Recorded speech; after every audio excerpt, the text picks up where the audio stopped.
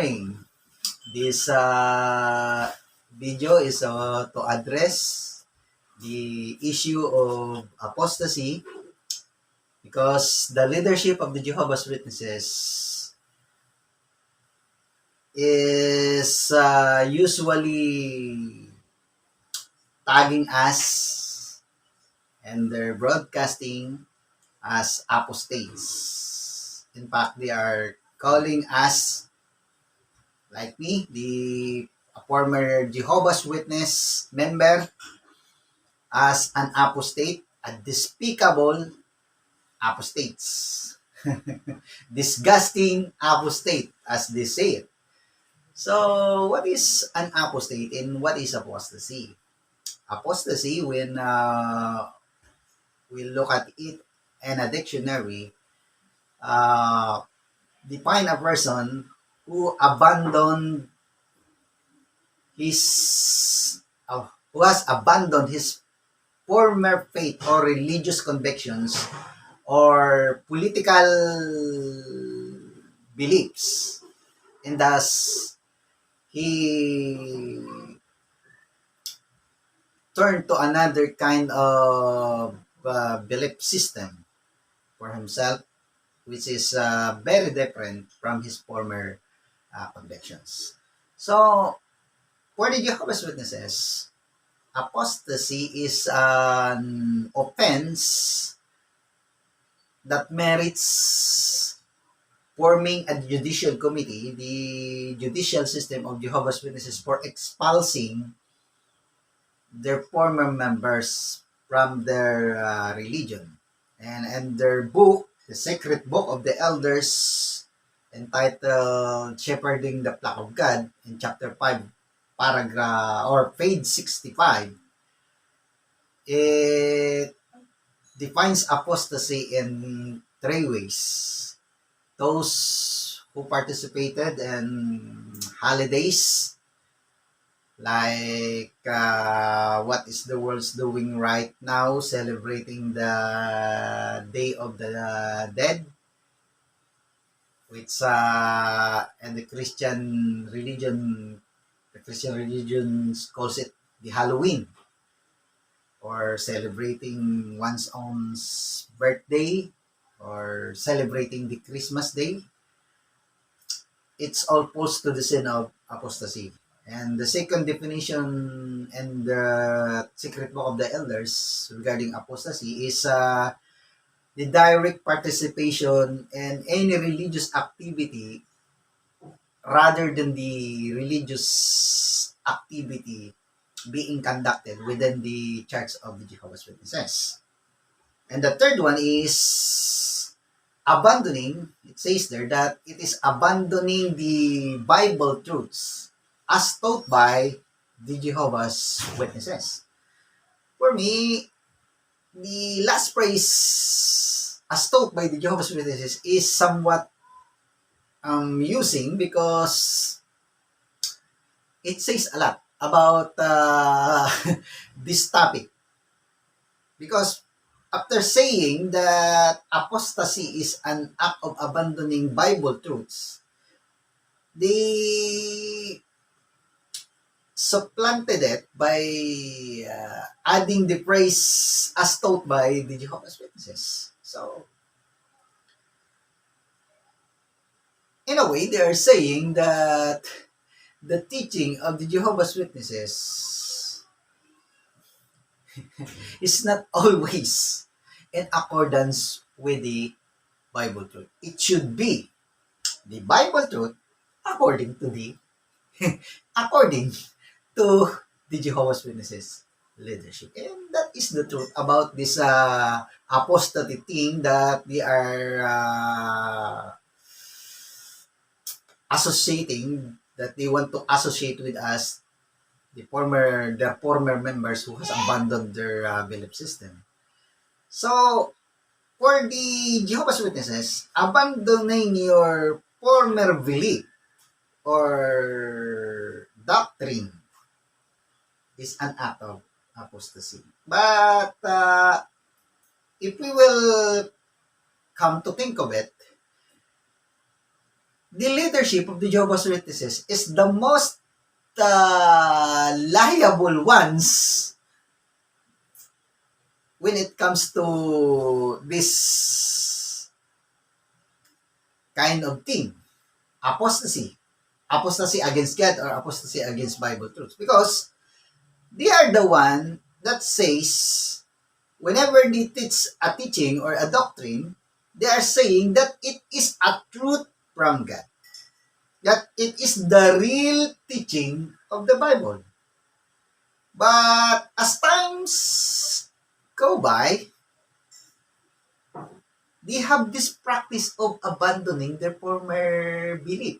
For example, during the times of the founder of the Jehovah's Witnesses religion, which is Pastor Charles Taze Russell, he teaches that all good people or good Christians, faithful servants of Christ, will go up to heaven eventually and be united with the Lord and the heavenly place.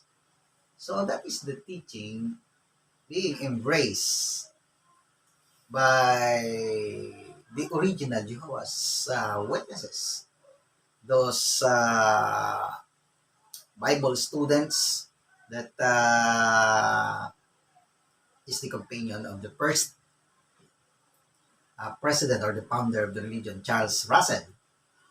But in the days of the following president, the second president, successor of Russell, Joseph Rutherford, he changed that teaching with the new teaching of a paradise earth. Which, if you have already watched my videos regarding the fairy tale paradise of Jehovah's Witnesses, I have proven clearly that it is only a fairy tale. It is not in accordance with what the Bible is teaching. The Jehovah's Witnesses leadership has just twisted the meaning of some verses in the Bible and use it to support their teaching about about an earthly paradise wherein a faithful Jehovah's Witnesses will spend their eternity or their eternal life. So, in that case, the Jehovah's Witnesses has abandoned their former belief. And what about holidays? When they mention that it is a ground for a judicial action because it falls in the category of or in the meaning of the word apostasy. Well, the original Jehovah's Witnesses, the Bible students, during the time of Russell and even up to the time of Joseph Rutherford, they celebrate Christmas every year.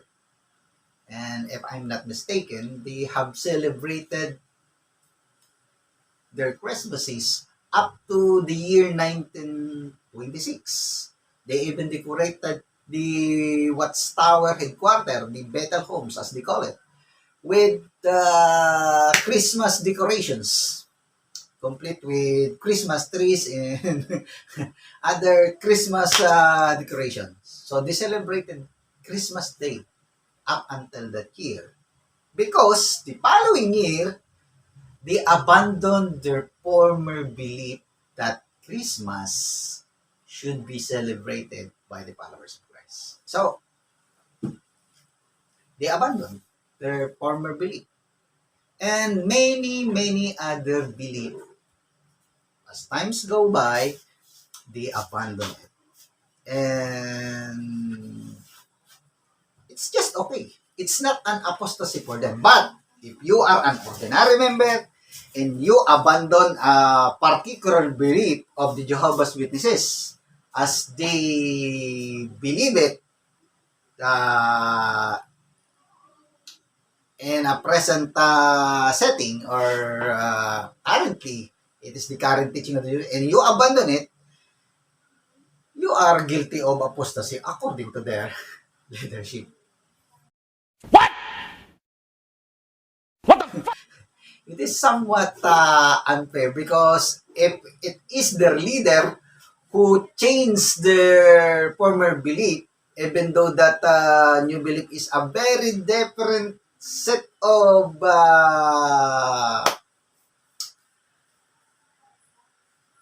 belief or instruction within it, or with it, they don't call it, or they don't consider it as an apostasy. For them, it is just improving their teaching. But if you have already watched many videos about the ever-changing doctrines of the Jehovah's Witnesses, it is not true that they are just adding another additional feature for their former teaching to improve it. No.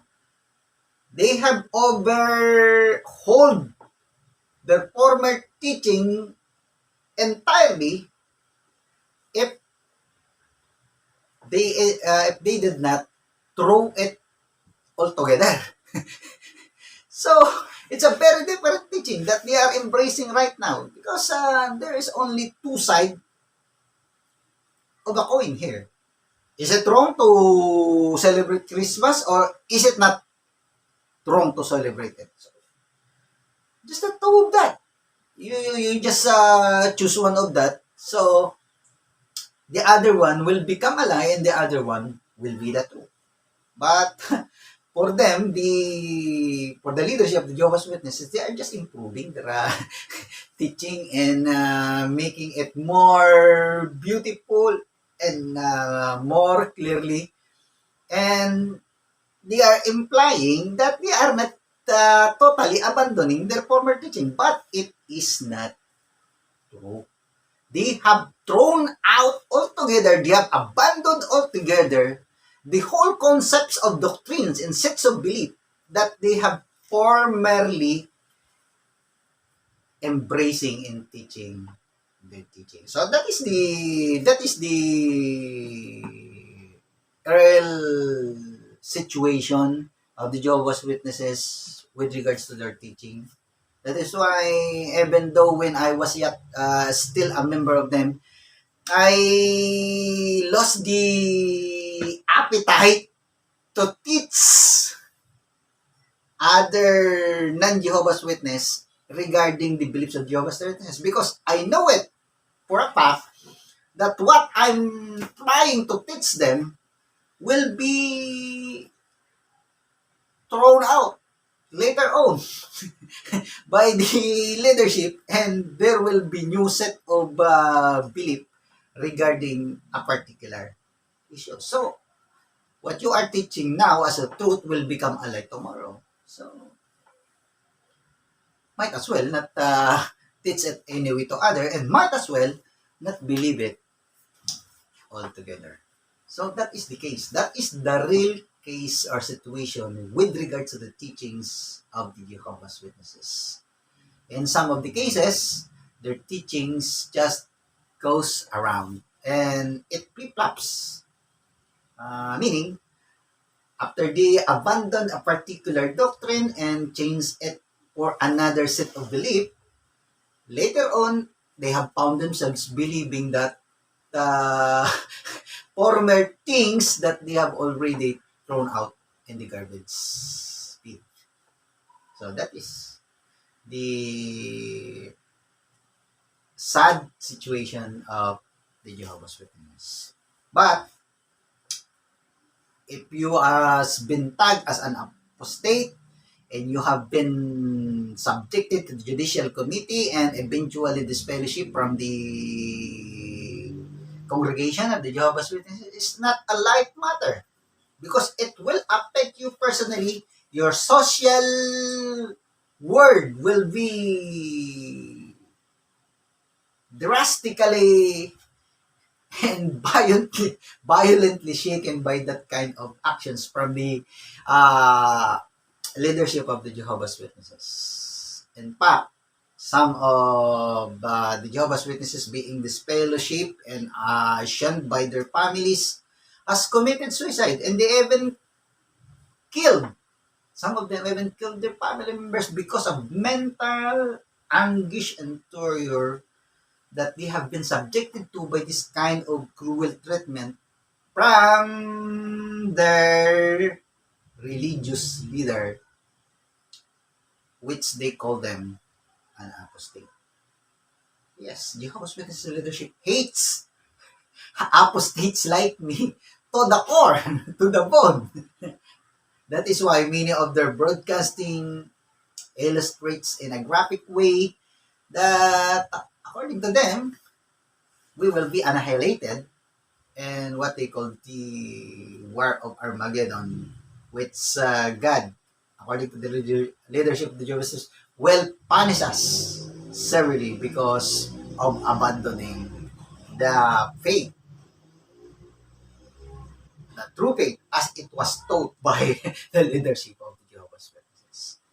So this is all for this topic, and if you are a Jehovah's Witnesses and you want to answer back to my videos here in my channel, I am sincerely encouraging to do that. And if you wish or if you want to do that, you can make your own video, answer, and post it in the comment section, and I will upload it in this channel and